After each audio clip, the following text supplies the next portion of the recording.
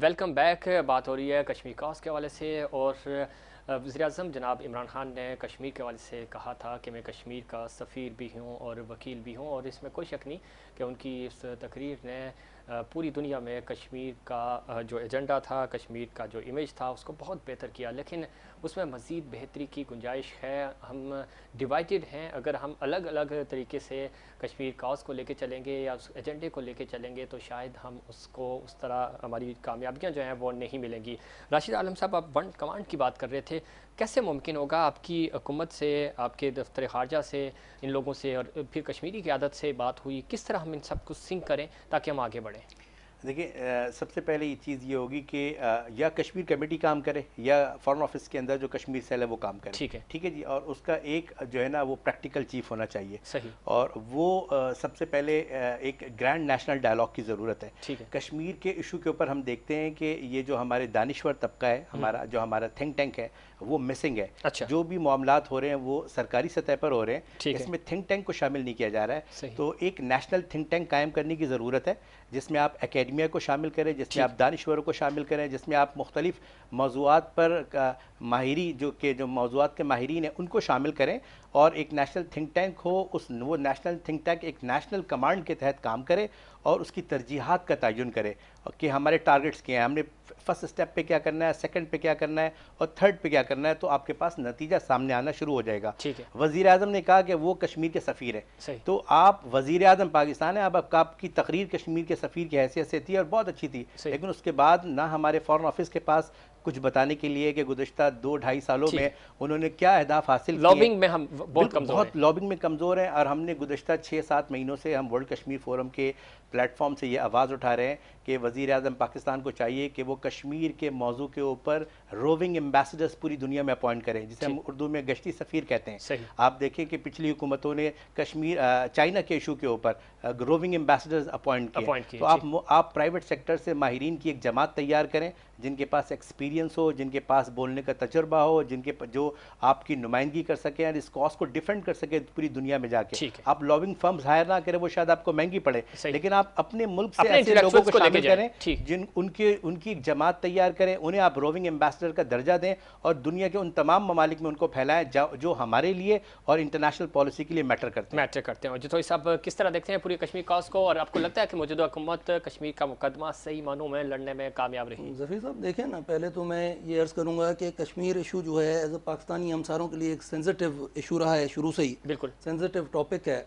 और मैं समझता हूँ कि हमारी फेडरल गवर्नमेंट का जो इसमें किरदार है, जिस हिसाब से हमारे नुमाइंदे जो हैं यूनाइटेड नेशंस में केस को लड़ रहे हैं, वो काबिल तारीफ़ है, मगर इसमें हिकमत अमली चेंज करने की भी ज़रूरत है, इसको ज़्यादा संजीदगी से देखने की ज़रूरत है। ठीक है। इस मुकदमे को ज़्यादा बेहतर अंदाज से मैं समझता हूँ कि लड़ा जा सकता है, क्योंकि उसकी वजह यह है कि मैं अर्ज़ करूँगा जो जुल्म व बर्बरियत हम मीडिया के ज़रिए देखते हैं, जो हमारे मुसलमान भाइयों पे वहाँ हो रही है, वो किसी भी मुसलमान या पाकिस्तानी के लिए काबिल बर्दाश्त नहीं है। सही। मैं समझता हूँ कि वहाँ पे ह्यूमन राइट्स की वायलेशन की जा रही है डेली बेसिस पे, जो आप लोगों को बेहतर पता है। वही अर्ज़ कर रहा हूँ कि ह्यूमन राइट्स जो हैं वहाँ वायलेट हो रहे हैं, ह्यूमन राइट्स ना होने के बराबर वहाँ पे बचे हैं। ठीक है। उसको ज़्यादा कुछ संजीदगी से देखने की ज़रूरत है। सही। और हमारी फेडरल गवर्नमेंट, आप देखते हैं कि हमारे federal minister of foreign affairs Makhdoom Shah Qureshi साहब फाइट भी कर रहे हैं इस केस को इंटरनेशनली एंड स्पेशली यूएन में भी। सही। ठीक है। लाला परवीन साहिबा, ख़ासतौर पे लॉबिंग में हम बहुत वीक हैं। पीएम की एक स्पीच को लेकर हम कब तक कश्मीरियों को खुश करते रहेंगे कि हम आपके सफ़ीर भी हैं और वकील भी हैं? लॉबिंग नहीं कर सके हम, ये हमें मानना पड़ेगा। और इंटरनेशनल जिस तरफ राशिद आलम साहब का इशारा था, आपको सेमिनार्स करने होंगे, आपको बिज़नेस कम्युनिटी को एक्टिव करना होगा, वो लोग जो हमारे फ़ॉरेन में बैठे हुए हैं उन लोगों के साथ लॉबिंग करनी होगी ताकि वो कश्मीर की आवाज़ बन सकें। हुकूमतें हमेशा पीछे खड़ी होती हैं, इस तरह के जो सॉफ्ट कॉर्नर लोग होते हैं जिनका इमेज बहुत अच्छा होता है, कोई क्रिकेट प्लेयर है या किसी भी तरह की पाकिस्तान के लिए उसकी खिदमत हैं, उन लोगों को आप आगे लेके जाते हैं, वो लोग आपको सपोर्ट करते हैं इंटरनेशनल इमेज बेहतर करने में, लॉबिंग करने में। इस एरिया में हम क्यों कमज़ोर हैं? देखिए ज़फ़ीर, खान साहब आए हैं और जितना इन्होंने खान साहब ने बात की है, मैं ये नहीं कहती कि बहुत है या हमारा हम जो चाहते थे वो हो गया, ऐसा नहीं हुआ। कश्मीर में भी बहुत सारा उनके लिए काम करने की ज़रूरत है। और अभी हमें बहुत आगे बढ़ के काम करना है। लेकिन एक बात बिल्कुल वाज़ेह है कि जो खान साहब ने जितना काम किया उससे पहले जितनी भी हुकूमतें आई हैं इतना काम नहीं किया। अच्छा, इसमें काम क्या करना था? आपको आवाज़ उठानी थी। खान साहब अभी भी कहीं भी जाते हैं तो वो ज़रूर कश्मीर, आवाज नहीं उठी ना, एक सिर्फ स्पीच हुई है, हम ये नहीं कह रहे हैं नहीं उसके इस तरह बाद 2 नहीं साल से कुछ ज़फ़ीर, नहीं हुआ। खान साहब कहीं भी गए, जहां भी उनकी स्पीच हुई है, उन्होंने कश्मीर का ज़रूर तस्करा किया है और बात की है।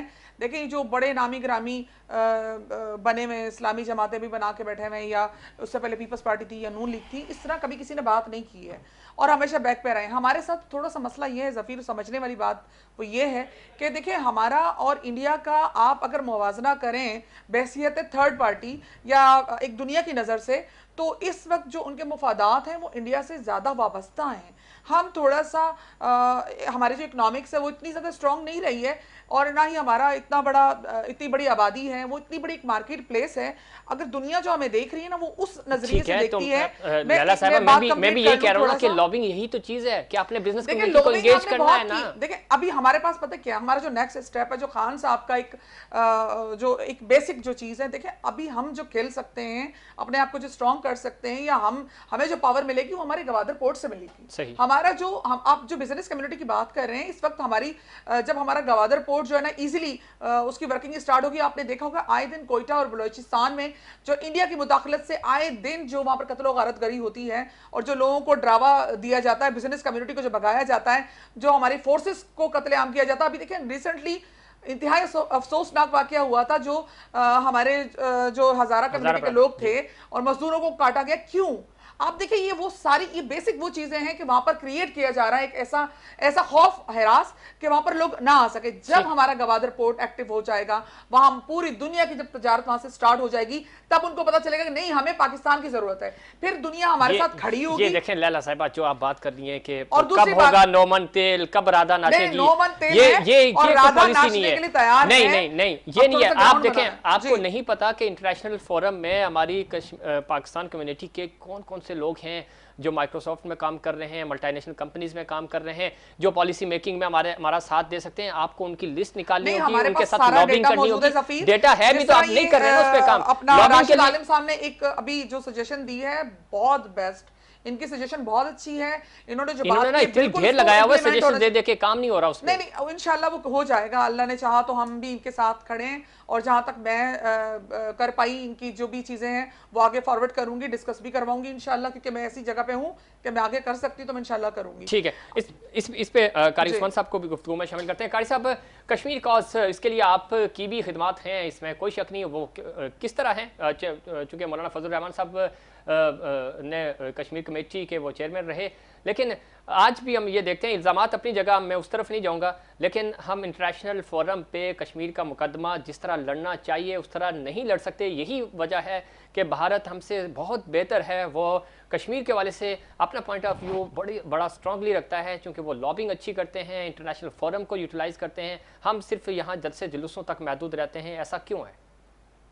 देखें, पहली बात तो ये जी कि ये एतराफ़ क्यों हमें नहीं करना चाहिए कि हम कश्मीर के काज को बिल्कुल जो है, हम अगर मैं ये कहूँ भूल चुके हैं तो भी गलत नहीं होगा, और बिल्कुल हम उससे खराब कर चुके हैं। कुछ भी नहीं किया गया। ये जरूर किया गया है कि मोदी के इलेक्शन के वक्त दुआ की गई कि अल्लाह करे वो आए तो कश्मीर के मसले को हल करेंगे। मैं कारी साहब, हम इस तरफ नहीं जाना चाह रहे, हम चाह रहे हैं हल की तरफ। आगे आज क्या कर सकते हैं? आप मुदाखलत न करें ना, तो वो जरूर आए, उन्होंने जरूर मसला कश्मीर को हल किया, लेकिन जिस तरह भारत का था उस तरह हल किया। ऐसा वो हल उन्होंने नहीं किया कि जो कश्मीरियों का के राय के मुताबिक हल नहीं किया, जो पाकिस्तान चाहता था उस तरह हल नहीं किया। अक़वाम मुत्तहिदा की करारदादों के बिल्कुल बरअक्स उन्होंने किया, अपने मुल्क के लिए किया। तो इस वक्त सूरत हाल ये है कि वहाँ जो मजालिम हो रहे हैं, जो कश्मीर का को नुकसान पहुंचाया गया है, उसकी मुकम्मल जिम्मेदारी हमारी पाकिस्तानी हुकूमत पर है। और अब सिर्फ एक तकरीर करना, मुझे भी तकरीर मैदान में खड़ा हो जाऊंगा, कर लूंगा, लेकिन उसको फिर क्या करना है, मुस्तकबिल क्या है, हमने उसके लिए अभी जो गुफ्तगू आपकी हुई, जो डिटेल में आपकी गुफ्तगू हुई, या जो जिन हजरात ने बात की है, जो कश्मीर जी जो पहली गुफ्तगू की है, यानी मैं इस बात की तारीफ करूंगा कि कुछ भी नहीं हुआ, मजाक है और एक किस्म का उस खून के साथ गद्दारी है जो वहां बह रहा है, उस खून के यही कारी साहब हम भी यही कह रहे हैं, कारी साहब हम भी यही कह रहे हैं कि कैसे बेहतर होगा, आज तक कुछ नहीं हुआ, कल क्या, कल कैसे बेहतर हो सकता है? कश्मीरियों की कश्मीरियों के राय और कश्मीरियों के मफाद के मुताबिक जो फैसला होना चाहिए वो करना चाहिए और हमारी हुकूमत को उसमें कायदाना किरदार अदा करना चाहिए। आगे निकल कर तमाम पूरी इस पर सफारतकारी करनी चाहिए थी। बिल्कुल आपने देखा कि हम जब वहां गए हमें तो अपने लोगों ने वोट नहीं दिए, अपने से बड़ा हमारे दोस्तों ने वहां हमें वोट नहीं दिया, तो इस हवाले से हम सफारतकारी में भी सिफर रहे हैं। बिल्कुल कारी साहब, यही मेरा वो पॉइंट है कि आप अपने इस्लामी ममालिक को, इंटरनेशनल जो आपके दोस्त ममालिक हैं, उनको राजी ही नहीं कर सके कि वो आपको वोट दें। हाँ, अब भी वक्त है कि उन तमाम अपने दोस्त ममालिक को राजी करके उनको अपने पलड़ में लाए और उनको अपने साथ खड़े करके और मसले कश्मीर के हल के लिए वो कोशिश की जाए, जो कि रूल के मुताबिक कोशिश की जाए, तो तभी मसला हल होगा, वरना दुआ से कि वो मोदी जीत जाए तो मसला हल करेगा। ठीक है, दुआओं से काम नहीं चलेगा, इसमें कोई शक नहीं। कारी साहब आपकी ये बात बिल्कुल दुरुस्त है और माजी में दुआएं ही होती रही हैं कश्मीर कॉज के हवाले से, और आज हमें लॉबिंग करनी होगी और अभी भी वक्त है हमारे पास कि हम इंटरनेशनली हमारे जो इत्तेहादी ममालिक हैं, जो हमारे दोस्त ममालिक हैं, मुस्लिम ममालिक हैं, उनको हम ऑन बोर्ड ले सकें। क्या वजह है कि हमारे दोस्त ममालिक जो हैं वो हमसे नाराज़ होते जा रहे हैं, वो इंडिया की तरफ उनका झुकाव क्यों है?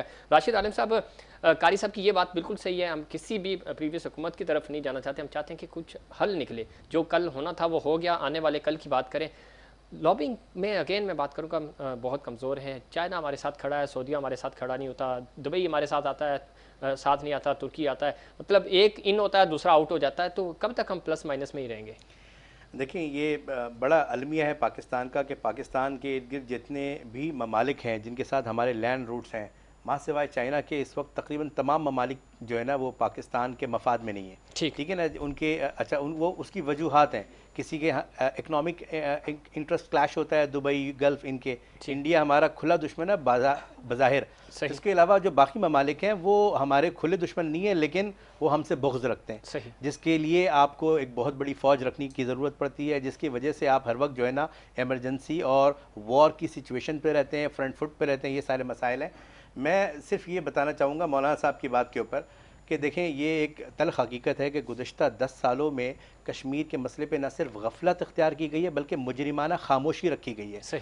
इस हुकूमत ने सिर्फ वो मुजरिमाना खामोशी तोड़ी है, बस ये काम किया है। अमली इक़दामात की भी बहुत अशद ज़रूरत है, और कम से कम अगर बारिश का जो पहला क़तरा है, मैं समझता हूँ 5 फरवरी को वज़ीर आज़म पाकिस्तान ऐलान करें कि पूरी दुनिया में जिन ममालिक के अंदर पाकिस्तान का सफारत खाना काम कर रहा है, हम उन तमाम सफारत खानों में कश्मीर अताशीज़ मुकर्रर कर दें। जिस तरह हम ट्रेड अताशी मुकर्रर करते हैं, जिस तरह हम डिफेंस अताशी मुकर्रर करते हैं, जिस तरह हम कल्चरल अताशी मुकर्रर करते हैं, इसी तरीके से दुनिया भर के तमाम सफारत खाने में जहाँ पर हमारे दफातर मौजूद हैं, सफारत खाने काम कर रहे हैं, वहाँ कश्मीर अताशीज़ का इजाफा किया जाए। कम से कम ये बारिश का पहला कतरा साबित होगा, ये हुकूमत की संजीदगी का मज़हर होगा, और इससे एक बहुत बड़ी तक़वियत मिलेगी उस मसले को जिसको आप लॉबिंग कह रहे हैं कि एक अगर अफसर बाला इस मकसद के लिए तरबियत लेकर वहाँ पर बैठ जाए तो एटलीस्ट वो अपने डोमेन के अंदर अपना किरदार अदा कर सके। बिल्कुल ऐसा ही है। जो साहब किस तरह देखते हैं, 5 फरवरी भी आ रहा है और हमें सिर्फ हाथों की जंजीरें बनाकर, झंडे लहरा कर कश्मीरी जो वहाँ पे जुल्म सह रहे हैं, तो कोई मदावा नहीं होता, इससे उनको कोई हौसला नहीं मिलता। हौसला ये मिलेगा कि हम उनके लिए कोई हल करें, उनको उस जेल से बाहर निकालें। मैं समझता हूँ जैसे आप बात कर रहे थे ज़फ़ीर साहब इससे पहले कि इंटरनेशनल लेवल पे लॉबिंग की ज़रूरत है। सही, पुराने जो दोस्त ममालिक हैं यहाँ थे पाकिस्तान के, सफारती लेवल पे मैं समझता हूँ कि उन्हें इंगेज करने की, डायलॉग की ज़रूरत है।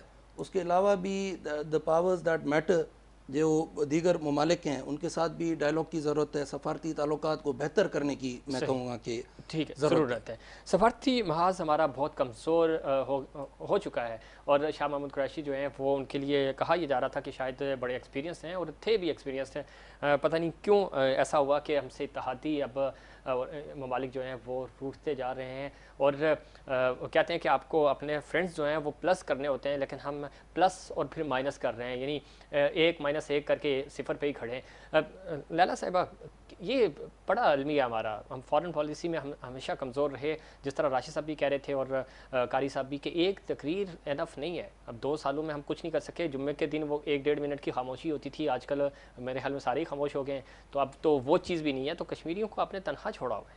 नहीं, ऐसा नहीं है, बिल्कुल। देखें ज़फ़ीर साहब, आप थोड़ा सा एक चीज़ पे नज़र रखें कि जो पिछला तकरीबन 1 साल गुजरा है वो कोरोना की नज़र हो गया, और तमाम जितने ही ममालिक थे उनमें पूरे इंटरनेशनल एक सिचुएशन थी जिसमें बाकी चीज़ें जो है तकरीबन बहुत पीछे रह गई थी। तो उस की वजह से भी बहुत सारी चीज़ें आपको पता है क्या रह गई, इवन के फ्लाइट्स भी नहीं थी।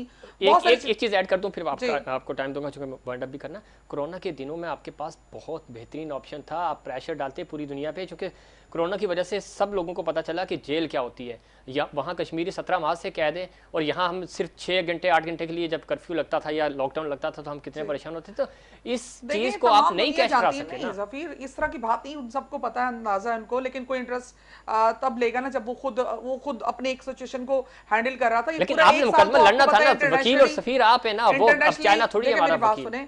पूरा 1 साल पूरी दुनिया के लिए बड़ा एक टफ एक टाइम पीरियड गुजरा है, उसमें बहुत सारी चीज़ें नहीं हो पाई, लेकिन इंशाल्लाह अब जैसे सूरत हाल बेहतर हुई है हम इसको आगे बढ़ाएंगे।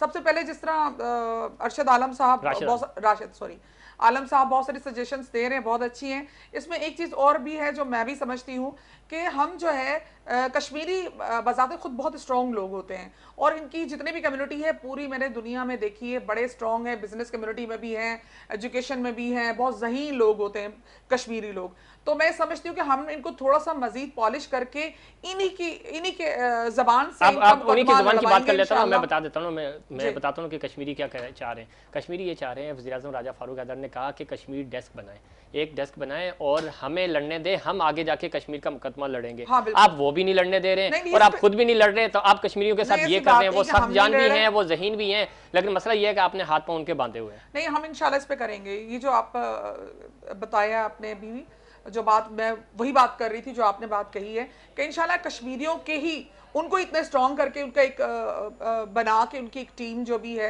और नहीं हो रहे ना स्ट्रॉन्ग, वो आपको रेवेन्यू इतना दे रहे हैं यूरोप से, आपकी सोच है, लेकिन उनको आप स्ट्रॉन्ग नहीं कर रहे। आपकी इखलाकी हिमायत उनको चाहिए, नहीं दे रहे हैं आप। देखें ये कश्मीर जो है ना, अभी तो इंडिया के पास नहीं गया ना, ये तो चला जाएगा। जो हालात हैं अल्लाह ना करे, लेकिन हालात यही हैं। जितने भी पॉलिटिकल लोग हैं जो भी बात कर रहे हैं कि ये नहीं हुआ तो वो नहीं हुआ, तो मुझे तो ये बताएंगे हमने तो कुछ कर दिया या बात कर ली है, उन्होंने तो कुछ भी नहीं किया। लेकिन इंशाल्लाह ठीक है, कश्मीर इलेक्शन भी आ रहे हैं जून जुलाई में। लेकिन इलेक्शन आपको याद है, कश्मीर का मुकदमा आपको याद नहीं है। कारी उस्मान साहब, किस तरह देखते हैं कश्मीर का हल क्या हो सकता है? हल तो अभी बहुत दूर है, लेकिन हल से पहले हमें लॉबिंग करनी होगी। लॉबिंग हम किस तरह कर सकते हैं? कारी साहब, राब्ता हमारा मुनक़ता हो गया, और बहुत शुक्रिया कारी उस्मान साहब, आपने प्रोग्राम में वक्त दिया। आखिरी एक पॉइंट है, मेरे पास सिर्फ 1 मिनट है। कश्मीर की अगर हम बात करते हैं और इस वक्त हिंदुस्तान की बात करें, किसान तहरीक वहाँ चल रही है और बड़ा बुरा हाल है इंडिया का। राशिद साहब, हमारे पास बड़ा बेहतरीन वक्त था, हम इंडिया पे प्रेशर डालते हैं, इंडिया टूट रहा है इस वक्त, और उसको वो होता है ना कि आखिरी जो कील ठोकनी थी वो पाकिस्तान की तरफ थी, लेकिन पाकिस्तान का दफ्तर खारजा शायद उनको पता ही नहीं है कि हम ये वो वक्त है, जिस तरह मैं कोविड की बात कर रहा था, उस वक्त हमारे पास एक चांस था कि हम पूरी दुनिया को ललकार सकते थे कि भाई कश्मीर के साथ आपके साथ ये हुआ। अब किसान तहरीक है, इसका हम क्यों फ़ायदा नहीं उठा रहे? हुकूमत इस पे पॉलिसी क्यों नहीं बना रही? देखिए जी, किसान तहरीक से तो जाहिर है वो एक सॉफ्ट कॉर्नर आपको मिल सकता है कि एक जो जज्बाती मामलात वहाँ नज़र आ रहे हैं और जो वहाँ जुल्म बर्बरियत नज़र आ रही है, हुकूमत उसका फ़ायदा उठा सकती है।